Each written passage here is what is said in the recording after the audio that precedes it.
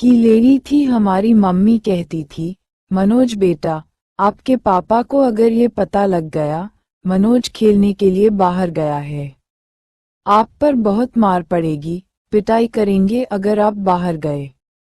मगर कहीं न कहीं हम अलहड़पन में गलती करते हैं। जैसे स्कूल से मिला होमवर्क हम नहीं करते थे, घर पर बैग फेंका और खेलने के लिए फट से पार्क में पहुंच जाते थे, वो हमारी सबसे बड़ी गलती थी। हमारे पापा उसी गलती को सही करने के लिए हमारी पिटाई करते थे, मगर बचपन में हम नहीं जानते थे इससे हमारा कितना बड़ा नुकसान हो रहा है। जैसे ही पापा को पता चला मनोज कहीं खेलने गया है बिना होमवर्क किए, बस पापा को एक ही भूत सवार था, खेलने क्यों गया। उसी वक्त घर से उठाई, ज्ञान दी और चल दिए, हमको ज्ञान देने के लिए सजा के रूप में। हमें नहीं पता चला था हमारी पिटाई क्यों हो रही है, आज हमें पता चल रहा है हमारी पिटाई क्यों हो रही थी। इसीलिए हमें सही राह दिखाने वाले की बातों को सुना अनसुना कर देते थे। वो हमें सही बातें बताते थे, मगर हम सही व्यक्ति की सलाह न मानकर गलत व्यक्ति की सलाह मान लेते थे। इसीलिए हमारी पिटाई होती थी, क्योंकि मैं गलत था और मैं गलती करता था। हमारे पापा कहते थे, बनियों के लड़कों को देखो, आलू बेचते हैं, दुकान करते हैं, गली गली घूमकर सब्जी बेचते हैं, ऐसे पैसे कमाया जाता है, फिर भी वे अपनी पढ़ाई करते हैं। मुझे छोटेपन से यही शिक्षा मिली थी। मैं उनकी बात मानकर जो करता था वह पापा के खिलाफ था, इसलिए मेरी पिटाई होती थी। मेरे पापा कुछ हद तक गलत थे, मगर मेरे पापा मुझे सिखा रहे थे, मगर ये सिखाने का तरीका गलत था। गलत क्यों था? गलत इसलिए था कि मेरे पापा अनपढ़ थे, वे हिसाब लगाना नहीं जानते थे, लिखना नहीं जानते थे। दोस्तों, आज मुझे पता चल रहा है मेरी पिटाई क्यों होती थी। मेरे पापा कोई उद्योगपति होते, कोई हेड मास्टर होते तो मुझे भी अच्छी शिक्षा मिलती। न तो मेरे पापा में ये सारी खूबियां थी और न ऐसे बनाने की कोशिश की। मगर आज मुझे पता चल रहा है यहाँ भी हमने एक गलती की। हमने बहुत गलती की। पापा अगर शिक्षित होते तो टाइम पर खेलने के लिए जाने देते, टाइम से सोना, टाइम से खाना, ये सारी बातें आज मुझे महसूस हो रही है। कहाँ हमने पापा की बातों पर जरा सा ध्यान दिया होता तो आज मैं किसी अच्छे मुकाम पर होता। मेरे मम्मी पापा ने 22 वर्ष की उम्र में शादी तय कर दी। 79 विजय असफलता पर। प्रिय दोस्तों, विजय असफलता पर सफलता पाने का मार्गदर्शन कराती हैं। सपने वही लोग प्राप्त करते हैं जो जागते हुए सपने देखते हैं, जिन्हें सपने प्राप्त करने की भूख और आदत होती है। स मनोज कुमार। शराब पीना जुर्म नहीं है। शराब पीकर जुर्म करना ही जुर्म है। शराब बहुत गजब की चीज है, मगर इसका इस्तेमाल केवल दवाइयों के लिए होता है और आज कुछ लोगों ने जीवन का हिस्सा बना लिया है। शराब नहीं हुई अमृत हो गई। जैसे कोई भी फंक्शन हो शराब पिलाई जाती है, अगर शराब नहीं है तो कोई मजा नहीं है।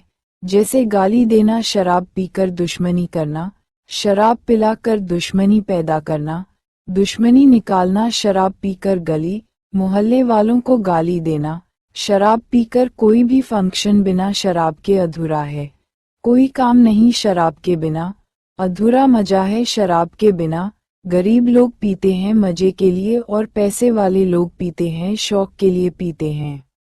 मजे की बात देखिए, सब कहते हैं हमने शराब नहीं पी है, हमने शराब नहीं पी।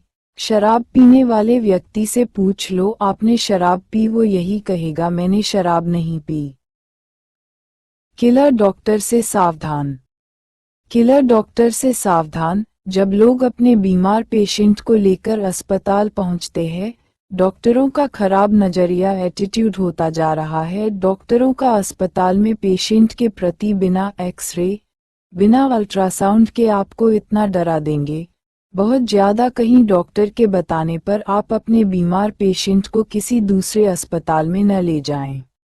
इसलिए जल्दी से जल्दी कहेंगे आप तुरंत 50,000 रुपये जमा करा दो, नहीं तो 30 मिनट के अंदर कुछ भी हो सकता है। फिर हम कुछ नहीं सोचते, कुछ भी करें, कहीं से भी लाइन, हम 50,000 रुपये का इंतजाम कर देते हैं। और मैं आपको बता दूं, सभी डॉक्टर, सभी अस्पताल एक से नहीं होते। कुछ अस्पताल बहुत अच्छे होते हैं और ऐसे ही डॉक्टर होते हैं जो अपनी बातों से ही पेशेंट को 25% ठीक कर देते हैं। मैडम का प्रेगनेंसी के समय कहीं से कोई इलाज नहीं चल रहा था। मैडम बिल्कुल सही थी, बच्चा भी गर्भ में स्वस्थ था। बच्चा होने का समय जैसे जैसे नजदीक आता रहा, हम बहुत खुश थे। हमें पता नहीं हमारी खुशी कुछ ही दिनों की थी। महीने का लास्ट था, 9 महीने पूरे हो चुके थे। मैडम को दर्द होने लगा। हमारी खुशी का ठिकाना नहीं था, क्योंकि जिस पल का इंतजार था वह पल आ गया। दर्द तेज होने लगे। मैंने मैडम को तुरंत बच्चों के नजदीकी अस्पताल में भर्ती करा दिया। हम अनजान थे, हमें पता नहीं था। हम अपनी मैडम को किलर डॉक्टर किलर DR के यहाँ भर्ती करा रहे हैं। 31 जून 2003 शनिवार का दिन था। मैडम को एडमिट कर दिया। स्ट्रेचर पर 3 घंटे हो गए। हम बार बार डॉक्टर से बोल रहे थे, डॉक्टर साहब क्या बात है, काफी समय हो गया, क्या बात है। डॉक्टर बोली, हम बच्चे की धड़कन देख रहे हैं, बच्चे की धड़कन कम है, धड़कन कम चल रही है। मैंने कहा, डॉक्टर साहब जो करना है जल्दी करो, ऑपरेशन करना पड़े तो ऑपरेशन करो। डॉक्टर का जवाब था, ये केस हमारे यहाँ का नहीं है, मैडम का ट्रीटमेंट हमारे यहाँ नहीं चला। तब तक मैडम को दर्द कम हो गया। मैडम कहने लगी, मुझे दर्द नहीं हो रहे हैं।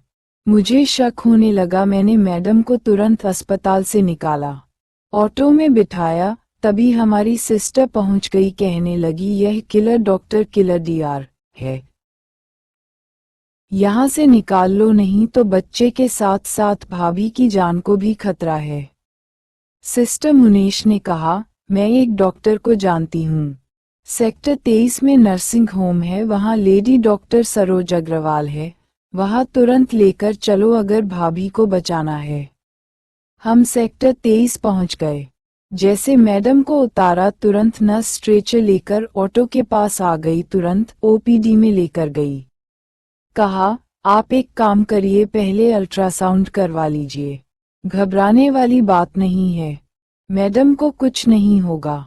मुझे संतुष्टि मिली। मैं अल्ट्रासाउंड करा कर ले आया। डॉक्टर बोली, सर ऑपरेशन करना पड़ेगा, बच्चे में जान नहीं है।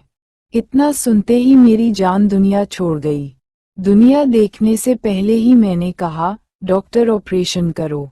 डॉक्टर ने कहा, 10,000 रुपये जमा करा दो। मैंने कहा, डॉक्टर ऑपरेशन करो, 10,000 रुपये लेकर आता हूँ। दिन शनिवार का था, समय 1 बजे का हो रहा था। बैंक भी बंद थे, अकाउंट में पैसे तो हैं, शनिवार होने की वजह से निकल नहीं सकते। हमारे अंकल जी हमारे पास है जो रेलवे में जॉब कर रहे थे। हमने कहा, अंकल जी 81 विजय असफलता पर 10,000 रुपये चाहिए, जमा कराना है, आप घर से ले आओ। कहने लगे, मेरे पास नहीं है, 5% ब्याज पर ला सकता हूँ। मैंने अंकल जी से कहा, रहने दो, पैसों का सलूशन हो गया। कहने लगे, इतनी जल्दी। मैंने कहा, जी हाँ, सामने से हमारी भाभी जी आ रही थी जो सेक्टर 23 में रहती हैं। कहने लगी, मनोज यहाँ कैसे, सब ठीक ठाक है, फिर इतने लोग अस्पताल में कैसे हैं? मैंने कहा, सब ठीक है भाभी जी, मैडम को भर्ती कराया है। डॉक्टर ने कहा है 10,000 रुपये जमा कराओ। मैंने कहा, मेरे पास पैसे हैं, आज शनिवार है, बैंक बंद है। हमारी भाभी जी ने कहा, तुरंत जाओ, आपके भाई साहब घर पर हैं, जितने चाहिए उतने पैसे ले आओ। मैं घर पहुंचा, चरण भाई साहब चेयर पर बैठे थे। तुरंत बोले, मनोज कैसे घबरा रहे हो? मैंने कहा, भाई साहब घबराने वाली बात है, जिंदगी का सवाल है, मैडम OPD में भर्ती है। पैसों की जरूरत है, शनिवार होने की वजह से पैसे नहीं निकाल सका, मुझको डॉक्टर ने कहा है 10,000 रुपये जमा कराओ। चरण भाई साहब ने कहा कितने चाहिए, मैंने कहा 10,000 रुपये। भाई साहब ने तुरंत 10,000 रुपये निकाल कर दिए, ये लो और चाहिए और ले लेना। मैंने कहा भाई साहब पैसे अकाउंट में है, मैं कल आपको दे दूंगा। कहा पैसों की बात नहीं है, पहले आप जाकर इन पैसों को ऑपरेशन टेबल पर जमा कराओ। मैडम ने बच्चे को जन्म दिया। दुर्भाग्य था मैडम बच्चे का चेहरा नहीं देख पाई। हमारे बच्चे का वेट था 3 किलोग्राम। इस सब के जिम्मेदार थी किलर डॉक्टर। जिस अस्पताल ने मैडम का ऑपरेशन नहीं किया, कहा ये केस हमारे एक का नहीं है, आप कहीं भी ले जाओ। मैं धन्यवाद करता हूँ डॉक्टर सरोज अग्रवाल का। समय पर ट्रीटमेंट न मिला होता तो आज मैडम साथ नहीं होती। दोस्तों, ऐसा किसी के साथ न हो। ऐसे किलर डॉक्टर होते हैं, वो आपको होपलेस कर देंगे। आपका पेशेंट भी नहीं मिलेगा और पैसे भी अंदर कर चुके होंगे। ऐसे किलर डॉक्टर से बचें। ये लोग ट्रीटमेंट में 30 मिनट से 40 मिनट देरी हो गई है तो अपने पेशेंट को तुरंत किसी अच्छे डॉक्टर को दिखाओ। ऐसा नहीं है सभी अस्पताल में किलर डॉक्टर होते हैं। बहुत सारे ऐसे अस्पताल हैं जहां बहुत अच्छा इलाज होता है। उनमें प्राइवेट भी है, सरकारी भी हैं। कुछ प्राइवेट अस्पतालों में किलर डॉक्टर होते हैं जो पैसे की खातिर पेशेंट को दांव पर लगा देते हैं। ऐसे किलर डॉक्टर से सावधान रहने की आवश्यकता है। 82 विजय असफलता पर। 99% लोग शराब के शिकार होते हैं। किसने शराब नहीं पी है? और हम कहते 99% पीते हैं शराब, क्योंकि शराब आदमी को पी जाती है और 99% इस शराब के आदी होते हैं। घर वाले कहते हैं मर गया, अच्छा हो गया, बेकार था, शराब पीकर गाली देता था, बहुत अच्छा था, ऐसा ही परिवार वाले कहते हैं। कभी शराब नहीं पीता था, मगर देखिए ये कैसी विडंबना है। लोग कहते हैं अच्छा हुआ मर गया। आज दुनिया में न रहने के बाद क्या कहते हैं? बेवड़ा बच्चों को मारता था और बीवी को मारता था, अच्छा हुआ मर गया। लोगों के लिए अच्छा हुआ, मगर जो लड़की अपना सब छोड़कर राजू के पीछे आई थी, क्या वो ये कहती बहुत बुरा हुआ? नहीं, उसकी बीवी के लिए उसका भगवान था, उसका परमेश्वर था, उसकी पूजा करती थी। कभी बुरा नहीं कह सकती, उसका धर्मपति था। बच्चे एक बार कह सकते थे हमारा पापा बहुत बुरा था, मगर पत्नी कभी नहीं कह सकती। ये राजू की बीवी ही जानती है, मेरा पति कभी बुरा नहीं था, अगर कोई बुरी थी वो शराब थी।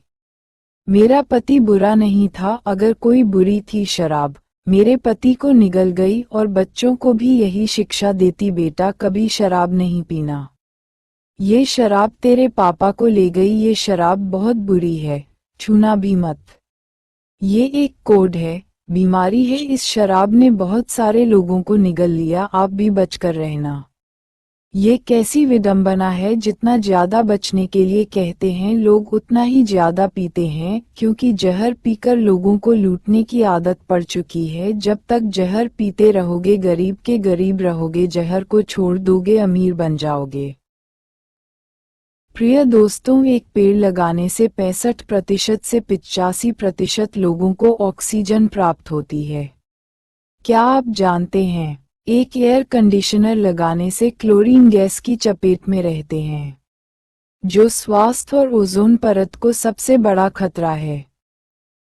SSS मनोज कुमार। 83 विजय असफलता पर। एक मकसद से आया था, सफल होना है। मुझे मेरे मम्मी पापा ने गांव से 60 किलोमीटर दूर हमारे नए आशियाने पर भेज दिया। New Asia Delhi NCR Ghaziabad city में रहने लगा। मेरी शादी हुई। 1 किलोमीटर दूर है हमारे घर से नासिरपुर। 22 वर्ष बाद शादी हुए। 5 साल बाद हमारे घर एक सुंदर सा राजकुमार आया, जिसका नाम है मास्टर मंजेश गौतम। बेटे के आने पर बहुत खुशी हुई और जश्न मनाया। दूर दूर से रिश्तेदारों को, दोस्तों को बुलाया, काफी लोग थे, बहुत मजा आया क्योंकि जश्न की रात थी। सन 2001 में जन्म के कुछ समय बाद मैं जाने अनजाने में की गई गलती को मैडम के साथ दोहराने जा रहा था। मैंने कभी अपनी मैडम को मारा पीटा नहीं। एक बार गलती से मैंने हाथ उठाया, मेरा हाथ उठ न सका। एक दिन फिर मैंने मास्टर मंजेश गौतम के साथ वही गलती दोहराई। दूसरे व्यक्ति की शिकायत करने पर लात घूंसों से मैंने पिटाई की। बाद में पता चला कि यह तो साजिश थी। ऐसे लोगों का एक ही मकसद होता है, हम एक की दो लगाकर कहेंगे और वह अपना काम करना शुरू कर देंगे। हम गलती से उनके बहकावे में आ जाते हैं और हम वही करते हैं जो वो कहते हैं। अपने बेटे को मारना और पीटना शुरू कर देगा क्योंकि मुझको गुस्सा बहुत आता था। मैं अपने आप पर धैर्य नहीं रख पाता था। धैर्य न रखने के कारण ये सब मेरे साथ घटित होता था, इसलिए मैं कुछ नहीं सोचता समझता और पिटाई करनी शुरू कर देता था। लोग शिकायत जब करते हैं जब आपने गलती की होगी, मगर पता चला यह मेरे साथ बहुत बड़ी साजिश है जो मेरे हाथों मेरे बेटे को पिटवाते हैं। मैंने फिर कभी अपने बेटे को नहीं पीटा। कुछ लोग कूड़े की सोच वाले होते हैं जो इधर उधर की बात कर कर पिटवाने का ज्यादा मजा लेते हैं, मगर मैं उस दिन के बाद समझ गया कि यह लोग क्यों पिटवाते हैं। मैंने पीटना बंद कर दिया, उल्टा उनके साथ वही होना शुरू हो गया जो मैं अपने बेटे के साथ करता था। मैंने धैर्य से काम लिया, अपने बेटे को समझाया, आप ऐसे कूड़े की सोच वाले लोगों के साथ मत रहो। ये लोग उल्टी सीधी बातें करके गलत काम करवाएंगे। मेरा दिल, मेरी अंतर आत्मा ने आवाज दी कि आप अगर अच्छा करोगे तो अच्छा होगा और बुरा करोगे तो बुरा होगा। मैंने अपनी अंतर आत्मा की 84 विजय असफलता पर